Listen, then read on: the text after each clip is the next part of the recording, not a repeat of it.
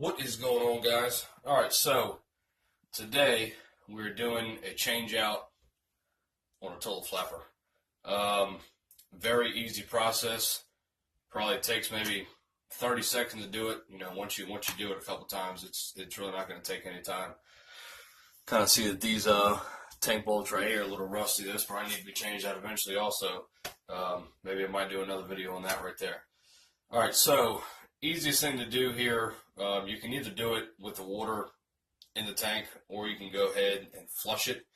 I'm going to go ahead and flush mine. I've already got my valve already turned off. And when you do this also, when you're flushing it, just go ahead and hold the handle down, let all the water rush down. That way you pretty much really don't have too much water in there really to mess with. Alright, I've got mine all out of there. So basically all you're going to do is come right here. You got this little hook right here that attaches to the lever for the handle. You're going to come down here on the inside, right here. You're going to go ahead and just take that piece off.